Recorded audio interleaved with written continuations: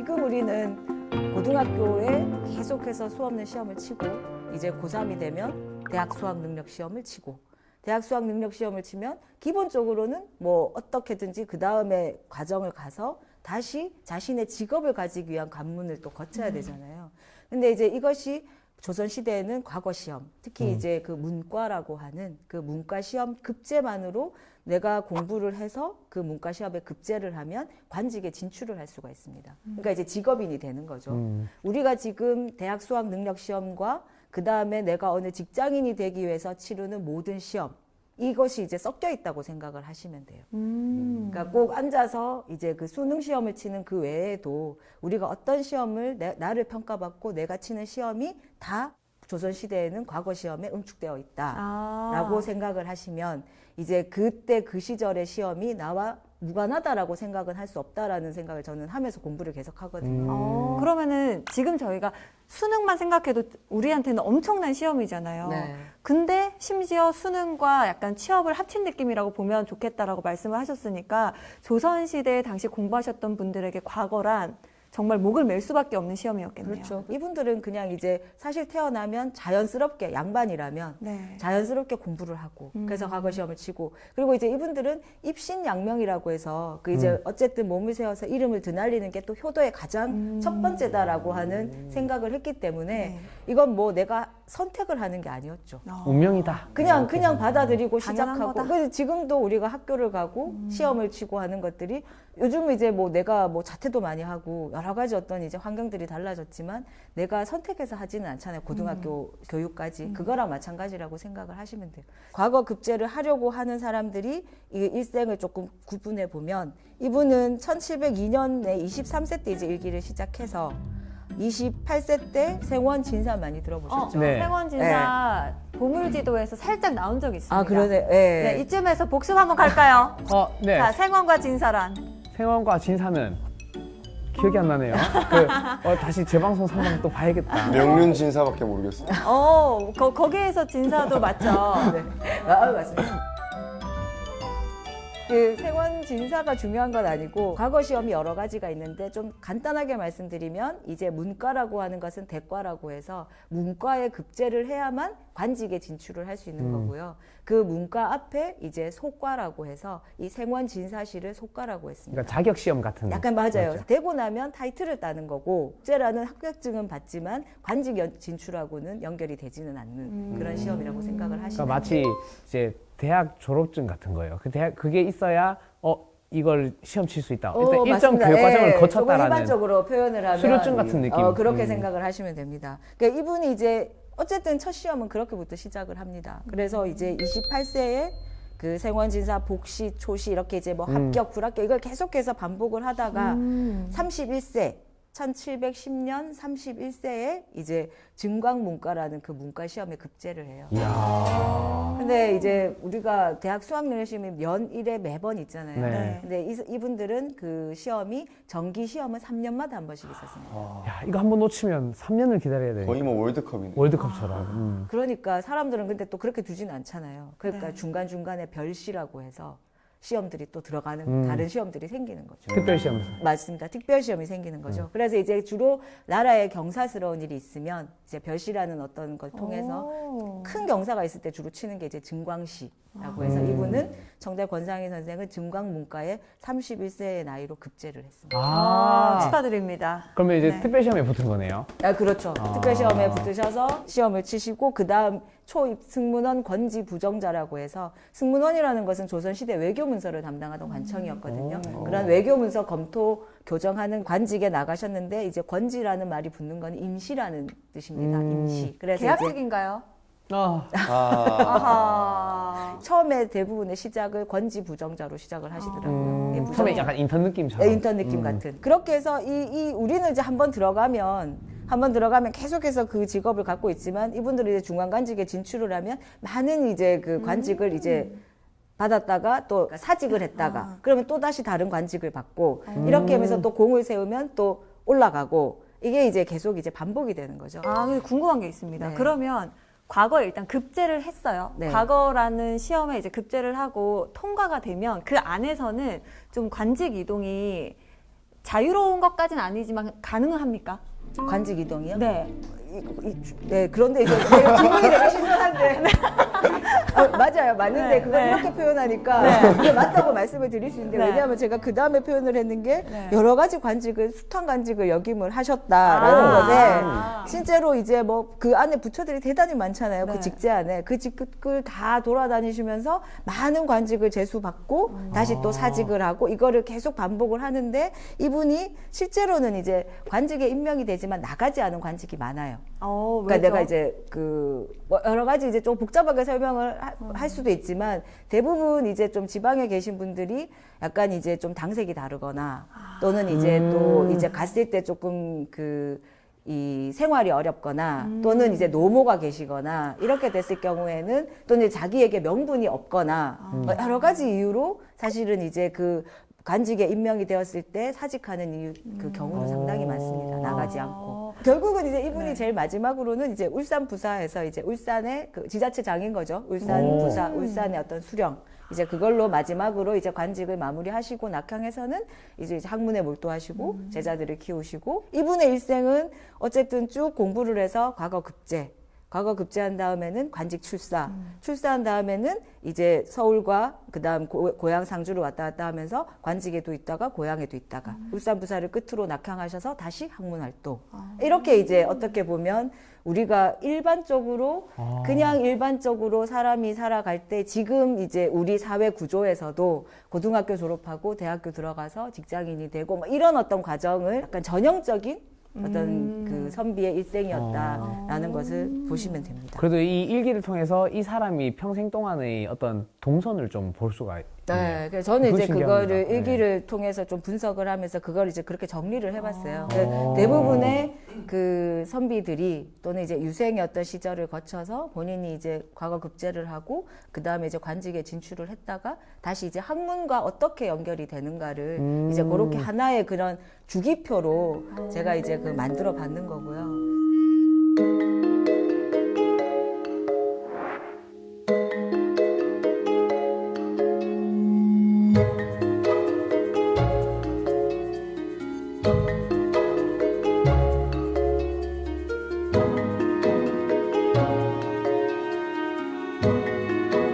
공부를 주로 예전에 시험 공부하실 때 어디서 공부를 많이 하셨어요? 저는 도서관? 보통 스터디 카페 스터디 카페. 뭐 이런데요. 네. 무슨 공부 안 한 거 알면서. 보통 이제 우리가 공부를 하려고 하면 환경의 영향을 받거나 맞아요. 또는 이제 그럼 좀 조용한 곳 또는 아까 이제 스터디 카페 얘기하셨지만 나 혼자 말고 여럿이 또는 맞아요. 이제 스터디 같이 하는 스터디. 이게 공부 이 환경에 따라서 집중도가 너무 달라져서 맞습니다. 어떤 사람은 너무 조용한 데 있으면 또 집중이 안 된다 하고 어느 정도 있지. 좀 소음이 있거나 아니면 좀 사람들이랑 이렇게 떠들면서 또 공부를 하는 게 잘 되는 사람도 있고 네. 그러면은 조선 시대에 이분들은 이미 이제 훌륭한 분들이에요라고 제가 말씀을 드렸잖아요. 네. 이분들 어떻게 공부를 했을지 저는 이제 그 공부하는 과정에 공부도 되게 힘들어 했을까? 뭐 이런 것들이 이제 좀 궁금했었거든요. 그래서 이제 그 중에 이제 일부를 제가 하나를 이제 소개를 해드리면 1703년이면 한참 공부하던 시절이시잖아요. 그 중에 이제 그 절에 들어가셔서 서쪽 입방에 머물렀다라는 기록이 나옵니다. 템플스테이 하면서 옛날 뭐 드라마 같은 거 보면 고시 공부하던 사람이 절에 들어가가지고 혼자서 공부 막 하는 그런 맞아요. 장면들 이렇게 이제 좀 젊은 분들은 잘 모르시더라고요. 모르겠네요. 이분 청대 권상희 선생도 지금 이제 문경 대승사라는 그 절에 들어가서 이제 템플스테이를. 11월 24일 머물기 시작한 거죠. 아하. 그리고- 고시 생활을 저기서 이제 시작을 하신 거네요. 네. 근데 26일이 되니까 네. 누가 이제 아파요. 같이 갔던 사람이. 그래서 이제 감기가 들어서 이불 뒤집어 쓰고 크게 고통스러워하는 것을 자기가 보는 겁니다. 네. 그러면서 딱 하는 말이 마음을 집중해서 공부를 할 수 없으니 고민이네. 이제 마음이 집중이 안 되는 거죠. 이제 옆에 누군가가 이제 아프기 시작하니까 같이, 그러니까 혼자 있는 게 아니고 여럿이 있었어요. 옮을까봐.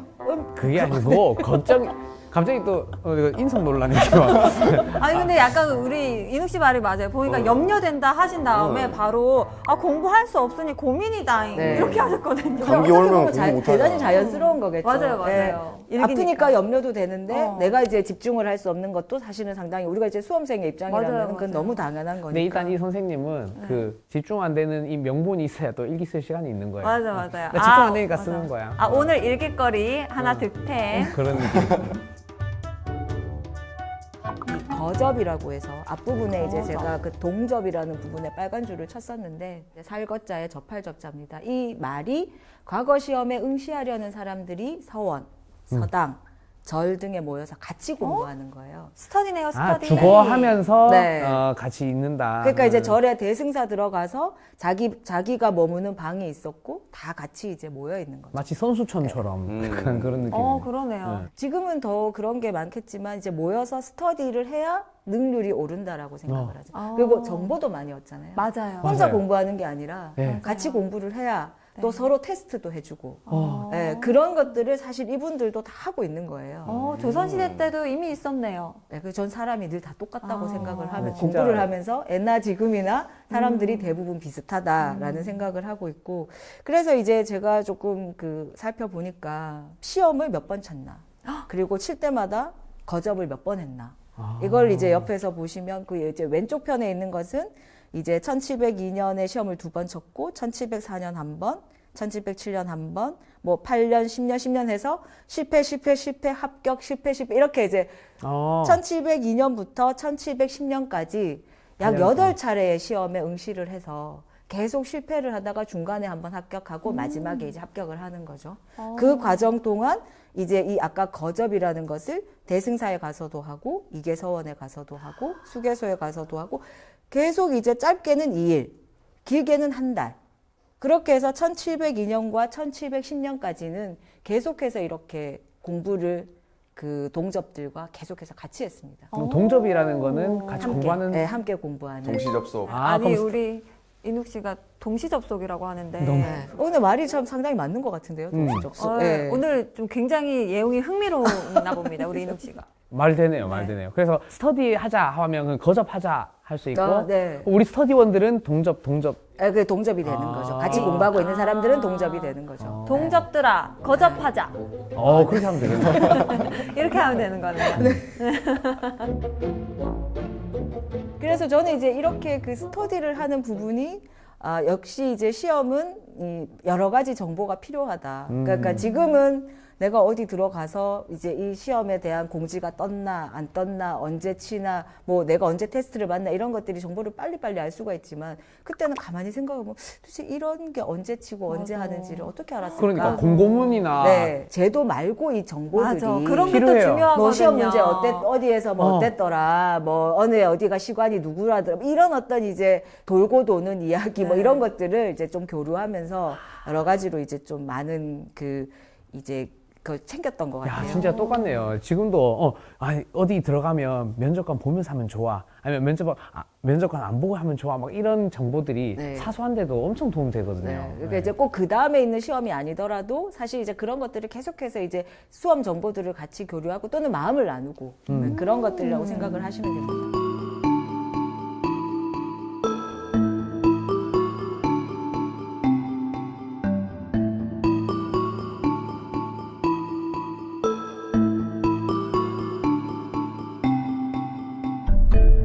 그렇다면 내가 또 필요한 게 있잖아요. 내가 공부를 했는데 날 테스트해. 내가 어디쯤 가 있는지를 몰라요. 그래서 우리가 대학 수학 능력 시험이 있지만 대학 수학 능력 시험 1회 말고 또 치는 것들이 있잖아요. 모의고사. 네, 그래서 이제 이 조선시대 수험생들도 모의시험을 쳤다. 네, 이 모의시험을 쳤다라고 하는 게 백일장 들어보셨어요? 백일장. 네, 백일장. 네, 그 백일장이 사실은 이게 유생들을 모아놓고 정식 과거 시험처럼 시험을 치는 그것을 백일장이라고 불렀거든요. 대낮에 불러놓고. 그 백일의 이 의미는 그러면 대낮, 대낮이라는. 네, 대낮입니다. 장자는 하얀 마당장. 낮. 네. 근데 이제 백일장을 여러 기록들이 이때는 정말 과거 시험과 백일장과 공부했던 이야기가 진짜 많이 나오는데 제가 이제 그 중에 일부를 이제 그 발췌를 해서 소개를 해드리면 신임 고을 수령이 백일장을 연다고 하는데 과거 시험을 쳐야 되니까 백일장을 못 간 거예요. 네, 모의 시험을 안 간 거죠. 과거 시험 더 중요하지. 당연하죠. 네. 네. 그리고 이제 1706년에는 이제 관찰사가 이제 관찰사가 이제 그 관아에서 100일장을 여니까 오. 아주 크게 여는 거예요.